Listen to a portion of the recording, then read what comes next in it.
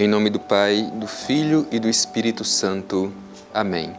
Palavra da salvação. Não só de pão o homem viverá, mas de toda palavra que procede da boca de Deus. Palavra é pão para o alimento da nossa alma. Nós precisamos, necessitamos, todos os dias, deste alimento espiritual. Por isso não podemos negligenciar a escuta atenta da palavra de Deus. A palavra da salvação é esta ocasião oportuna que todos os dias nos é concedida, para que, com o coração aberto, deixemos que Deus fale com cada um de nós. Te convido, meu irmão, te convido, minha irmã, a aproveitar este momento especial da graça de Deus, permitir que Ele nos fale ao coração e, acolhendo a Sua palavra, tenhamos a sabedoria e a força para colocar em prática os seus ensinamentos. Vamos ouvir com bastante atenção a mensagem do Evangelho dirigida a cada um de nós.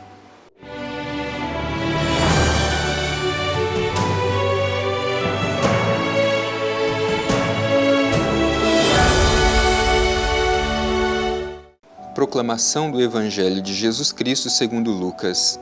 Glória a vós, Senhor. Disseram-lhe então: os discípulos de João jejuam frequentemente e recitam orações. Os dos fariseus também, ao passo que os teus comem e bebem. Jesus respondeu-lhes: acaso podeis fazer que os amigos do noivo jejuem enquanto o noivo está com eles? Dias virão, porém, em que o noivo lhes será tirado, e naqueles dias jejuarão. Dizia-lhes ainda uma parábola: ninguém rasga um retalho de uma roupa nova para colocá-lo numa roupa velha.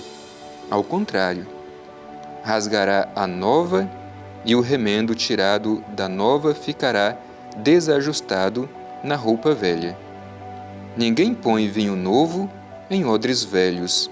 Caso contrário, o vinho novo estourará os odres, derramará-se-á, e os odres ficarão inutilizados. Põe-se antes vinho novo em odres novos. Mas ninguém, após ter bebido o vinho velho, quer do novo, pois diz: o velho é que é bom. Palavra da salvação. Glória a vós, Senhor. Meu querido irmão, minha querida irmã, é preciso que contextualizemos um pouco esse trecho do Evangelho que nós terminamos de ouvir. Jesus, depois de fazer o seu discurso inaugural na sinagoga de Nazaré, inicia o seu ministério, inicia a sua missão. No início da sua missão, Jesus convida os apóstolos, discípulos, para compartilhar com ele da sua missão. Estes deixam tudo e seguem Jesus e começam uma grande missão. Ao longo da missão, Jesus sempre realiza a sua ação em favor de quem precisa. São tantas as curas que Jesus realiza, a libertação de espíritos impuros.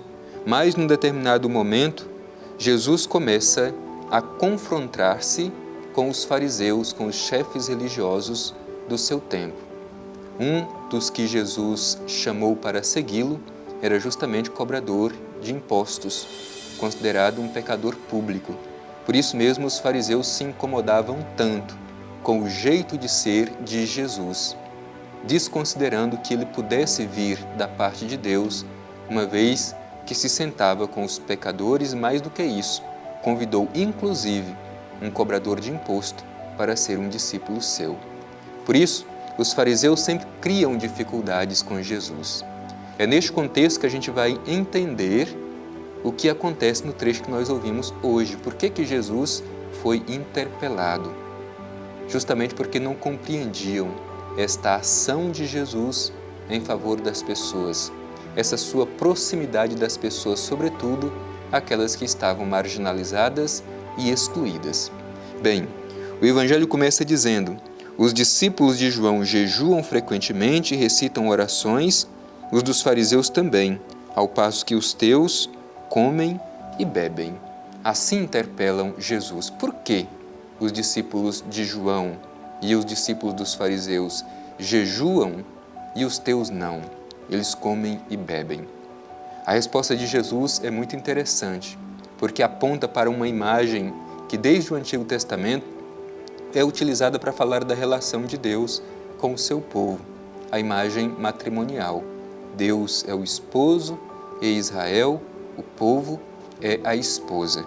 Por isso responde assim Jesus: acaso podeis fazer que os amigos do noivo jejuem enquanto o noivo está com eles? Quando Jesus utiliza essa expressão, o que ele está dizendo? Quem é o noivo? O noivo é ele mesmo. Ele se tornará o novo esposo. Os convidados são os seus discípulos. Ele está presente. É o Salvador presente entre o povo, com os seus discípulos. Por isso Jesus diz, desta forma, o noivo está presente. E enquanto o noivo está presente, não é possível que os convidados jejuem.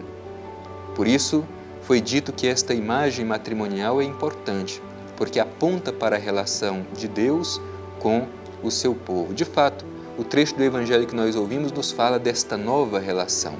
É preciso renovar-se. Não dá para acolher Jesus ainda preso aos antigos esquemas do passado, como estavam os fariseus e os chefes religiosos do seu tempo. Não acolheram a novidade de Jesus. Ele é o novo esposo e a igreja se torna a nova esposa, formando assim esta nova aliança, utilizando esta imagem matrimonial. Por isso Jesus está presente. Ele é o noivo e a sua presença é motivo de alegria e não de jejum e tristeza. No entanto, o Evangelho é muito claro em dizer que o noivo será tirado. Diz o Evangelho: dias virão, porém, em que o noivo lhe será tirado, e naqueles dias jejuarão. O que significa isso? Significa que Jesus está consciente da sua paixão e da sua morte pela redenção da humanidade. Portanto, aqui Jesus já aponta para o que vai acontecer com ele, a sua entrega generosa por amor a cada um de nós. Dias virão em que o noivo será tirado, e então jejuarão. Por isso Jesus sofre a sua paixão, morre numa cruz, derrama o seu sangue pela salvação da humanidade. Tanto Jesus aponta para essa dimensão salvífica e o destino da sua vida, a sua entrega generosa, será tirado do meio dos discípulos, e então, neste momento, jejuarão. E em seguida Jesus conta uma parábola justamente para ilustrar esta necessidade da renovação, acolher a novidade do reino trazida por Jesus. Assim narra o Evangelho: ninguém rasga um retalho de uma roupa nova para colocá-lo numa roupa velha. Do contrário, rasgará a nova e o remendo tirado da nova ficará desajustado na roupa velha. E continua o Evangelho dizendo: ninguém põe vinho novos em odres velhos. Caso contrário, o vinho novo estourará os odres, derramar-se-á e os odres ficarão inutilizados. Põe-se antes vinho novo em odres novos. Esta necessidade de renovação que Jesus aponta. Os fariseus, os chefes religiosos do seu tempo, tiveram uma grande dificuldade de fazer essa experiência de renovação. Hoje Jesus vem ao nosso encontro e pede a cada um de nós de fazer esta nova experiência. Vinho novo em odres novos. É preciso que acolhamos esta novidade do reino. Como está o nosso coração para acolher a novidade do reino trazida por nosso Senhor Jesus Cristo? Não tenhamos um coração endurecido, como era o coração dos fariseus, mas saibamos acolher com alegria Jesus, o Mestre, o novo esposo da nova esposa que é a humanidade, que é a Igreja, com alegria. E unindo-nos a Ele, procuremos sempre realizar e construir, desde já, o reino de Deus que Ele veio nos anunciar. Portanto, o Evangelho nos provoca a erguer a nossa cabeça, fazer esta experiência de renovação, confiantes de que o Mestre está presente e, desta forma, assumir com toda a convicção a construção do seu reino de amor. Não podemos ter o fechamento, não podemos ter medo. e nem podemos permanecer presos a esquemas do passado que nos impedem de acolher esta novidade do Reino.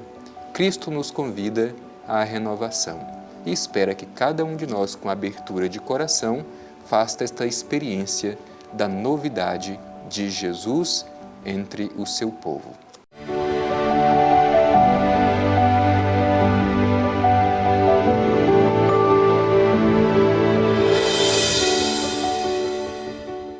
Concluindo mais este nosso momento de escuta da Palavra de Deus, de oração à luz desta mesma palavra, nós queremos agora nos colocar em atitude de oração.